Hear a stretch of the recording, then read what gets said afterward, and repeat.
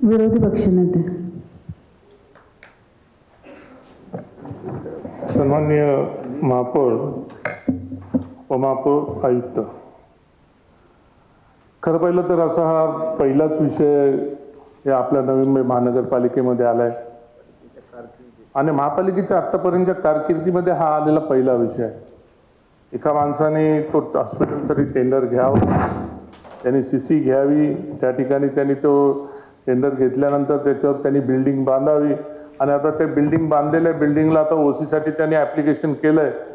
तर महापालिकेने सांगावं की आम्हाला हे अधिग्रहण करायचं आहे आणि आम्हाला ते पाहिजे. म्हणजे तुम्ही एखाद्याच्या प्रॉपर्टीवरती तुम्ही हे आणता, त्यावेळेस त्यांना प्लॉट अलॉट झाला तर आपण का झोपलेलं नव्हतं. प्लॉट टेंडर निघाला तर टेंडर निघाला त्यावेळेस जर टेंडर निघालेला प्लॉट हा पब्लिश होतो आणि त्यावेळेस जो तो टेंडर पब्लिश होतो तर त्यावेळेस आपल्या नगरपालिकेने ऑब्जेक्शन घ्यायचं होतं आणि तो टेंडर कॅन्सल करा म्हणून सिडकोला पत्र द्यायचं होतं. ठीक आहे, तो दिला ना दिला तो झाला. आता तुम्हाला अधिग्रहण करायचं आहे, कुठल्या तुम्ही बहुमताने तुम्ही तो पास करून घ्याल हे मला पण माहिती आहे. असाच प्रकार निशांत भगतांच्या बाबतीत सुद्धा झालेला होता. निशांत भगत हे कोर्टात गेलेले होते. एका प्लॉटच्या बाबतीत निशांत भगतच्या बाबतीत वाशीचा एक प्लॉट तो प्लॉट होता, ही तर बिल्डिंग आहे. निशांत भगतांच्या त्यावेळेस निशांत भगतांच्या हायकोर्टामध्ये गेल्यानंतर तर त्यावेळेस निशांत भगतांनी हा केलेला ॲप्लिकेशन ही केलेला हे त्यात 77 याने हायकोर्टाने त्यांना हे बेकायदेशीर आहे असं त्याच्यावर तुम्ही हे करू शकत नाही. सिडकोची प्रॉपर्टी सिडकोला विकायचा अधिकार आहे, ह्या दृष्टिकोनातून तो झाला. आता जर असं एखाद्या अगोदरच हायकोर्टाने त्याच्यावरती ताशेरे ओढले असेल आणि आता तुम्ही जर असं करत असाल, मला वाटतं आता 9 तारीख मला वाटतं ह्या विषयावरती सुद्धा आपल्याकडे प्रस्ताव आल्यानंतर संबंधित व्यक्ती हा कोर्टामध्ये गेलेला आहे आणि आता तो कोर्टात उद्या मला वाटतं तारीख कधी काय 7 तारीख 8 तारीख का 9 तारीख काहीतरी तारीख सुद्धा आहे. मला वाटतं की हे जर असं जर दुसऱ्यांची प्रॉपर्टी आपण असं करतो त्याला नियमावली पण असायला पाहिजे. तर तुम्ही हा प्रस्तावच जर आणायचा होता तर तुम्ही डायरेक्टच ताब्यात घ्या. याला काय अर्थ आहे की मनोजची प्रॉपर्टी मी डायरेक्ट ताब्यात घ्या. तुम्ही याच्यात आणायला पाहिजे होतं सर्व की एवढ्या करोडची प्रॉपर्टी आहे, एवढे पैसे त्याला भरपाई देऊन आपण एवढे त्याला पैसे देऊन आपण ती प्रॉपर्टी आपण ताब्यात घ्यायला पाहिजे. अशा पद्धतीने तो प्रस्ताव आणायला पाहिजे होता. उद्या जर आता 9 तारखेला जर कोर्टामध्ये जर उद्या विषय असेल आणि त्या कोर्टातल्या विषयावरती जर जुन्या विषयावरनं जर कोर्ट बोलला तुम्हाला अगोदर आम्ही नगरपालिकेला असाच विषय तुम्ही त्या पद्धतीने आणला होता आणि ही बेकायदेशीर प्रक्रिया आहे म्हणून हायकोर्टाने त्याच्यावर ताशेरे ओढले होते, तर उद्या आम्ही पण अडचणीत येऊ शकतो. आणि पण तुम्ही प्रस्ताव आणताना पण तो व्यवस्थित आणायला पाहिजे ना. समोरच्या मालकाला मनोजला विचारायला पाहिजे बाबा तू ही आम्ही तुझे अधिग्रहण करतो, तुला आम्ही एवढे पैसे देतो, एवढे पैसे देऊन आम्ही तुला घेतो, असं पण तुम्ही कुठेही आणलं नाही. उलट तसं तो होणार पण नाही विषय. पण माझं म्हणणं आहे आता हा कोर्ट मॅटर आहे. तुम्हाला पास करायचं असेल तर तुम्ही मी सूचना उपसूचना देतोय की हे मतदान होऊ द्या याच्यावरती आणि जर तुम्हाला पास करायचं तुम्ही करा आणि मतदान घ्या याच्यावरती. मतदान घ्यायचं महापौर महोदय, मतदान गेल्या 5 ते 6 वर्ष या ठिकाणी प्रशासन या ठिकाणी हा विषय मतदानाला घ्या असं मी उपसूचना करतो. सन्माननीय विरोधी पक्षनेत्यांनी जी सूचना मांडलेल्या आहेत त्यास मी अनुमोदन देते. सन्माननीय महापौर महोदय, आपल्याला माहित आहे की या नवी मुंबई शहराला माहिती आहे की या ठिकाणी प्रशासन हे 6 वर्ष या ठिकाणी काम पाहत होतं आणि मला या ठिकाणी मी वारंवार पत्रव्यवहार करत होतो परंतु मला तो अधिकार नव्हता. आता यावेळेला ज्यावेळेला हे सभागृह झालं आणि सभागृहामध्ये ही संधी मला मिळाली त्यामुळं मी त्या लोकांची तळमळ या ठिकाणी मांडणं माझं कर्तव्य आहे. त्यामुळं अयोध्येतल्या नागरिकांचा विचार करता माझं तर आपल्याला या ठिकाणी मनापासून विनंती आहे की नागरिकांच्या हिताचा आपण विचार करावा. त्या विकासकाला त्याची काय असेल ती रक्कम आपण अदा करावी आणि हा नागरिक आरोग्य केंद्रासाठी आपण USD साठी म्हणून त्या शहरातल्या कॉलनीतल्या लोकांसाठी दिलासा द्यावा एवढी विनंती करतो. धन्यवाद.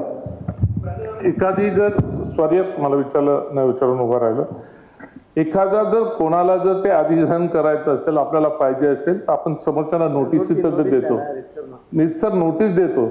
ह्याच्या नोटीस देऊन नंतर त्याच्याकडनं ते मागवतो तुम्हाला आम्ही हे करतोय, हे या गोष्टी आहेत ह्या गोष्टीत आता इथं निशाण भगत आपला इथं सदस्य आहे, तशा पद्धतीने तो गेलेला होता कोर्टातून त्याच्यावर तसा दत्तबदल ठरवण्यात आलाय. तरी ह्याच्यामध्ये होईल आणि नंतर त्रास पण होऊ शकतो पुढे उठून, आणि याच्याबाबतीत मला आयुक्तांनी त्याच्या बाबतीत स्पष्टीकरण करावं असं सुद्धा माझं म्हणणं आहे. आयुक्तांनी करावं स्पष्टीकरण. सन्माननीय निशांत भगत. सन्माननीय सभाध्यक्षा, खरं तर या सभागृहामध्ये आपण आलोच 6 वर्षानंतर.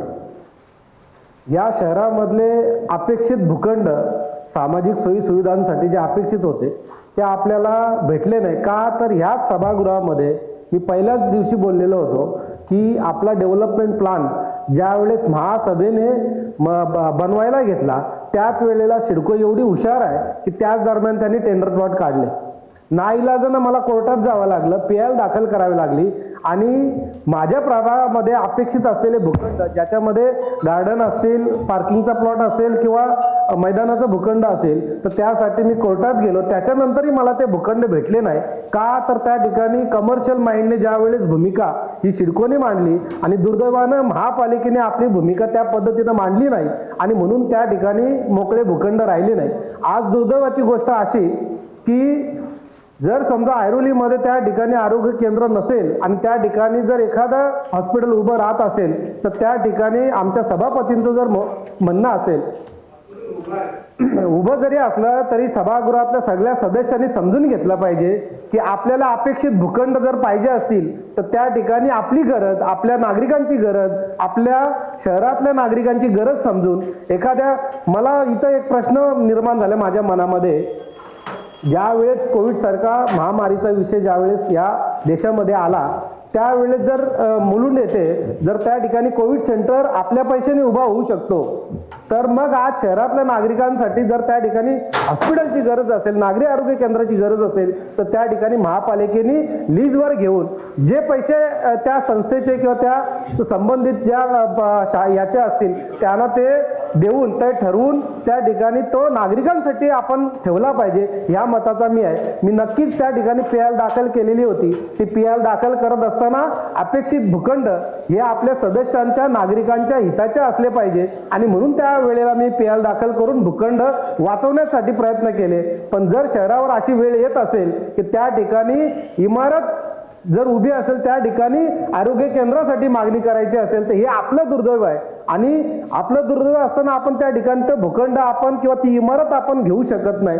त्या ठिकाणी माझी विनंती राहील सदस्यांना, जे पण सदस्य एखाद्या कुठल्या संस्थेची, एखाद्या कुठल्या तरी हॉस्पिटलची बाजू घेत असताना ते किती नागरिकांचा विचार करून त्या ठिकाणी करणार आहेत, आणि त्या ठिकाणी आपण महानगरपालिका नक्कीच त्या ठिकाणी चांगली सुविधा त्या ठिकाणी देऊ शकतात. आणि म्हणून मला असं वाटतं की या ठिकाणी सभापती महोदयांनी जो त्यांच्या प्रभागामध्ये जो विषय मांडलेला आहे त्या ठिकाणी तो तदर्थ समितीच्या माध्यमातून त्यांची सदस्य असतील नक्की त्या ठिकाणी काय निर्णय घेतला पाहिजे. शेवटी हा निर्णय अशोक पाटलांच्या एकट्याचा नाहीये, हा विषय ऐरोलीतल्या त्या विभागातल्या नागरिकांचा आहे, आरोग्याचा विषय आहे. आणि कोरोना सारख्या विषयामध्ये ज्या वेळेस आपत्ती म्हणून आपण बरेचसे काही ठिकाणी कोविड सेंटर जागोजागी उभे केले, अशा परिस्थितीमध्ये जर त्या विभागामध्ये ऐरोली विभागामध्ये नक्की जर गरज असेल आरोग्य केंद्राची तर तदर्थ समितीने याबाबत निर्णय घ्यावा आणि त्या समितीकडे तो पाठवून द्यावा. सन्माननीय विरोधी पक्षनेते.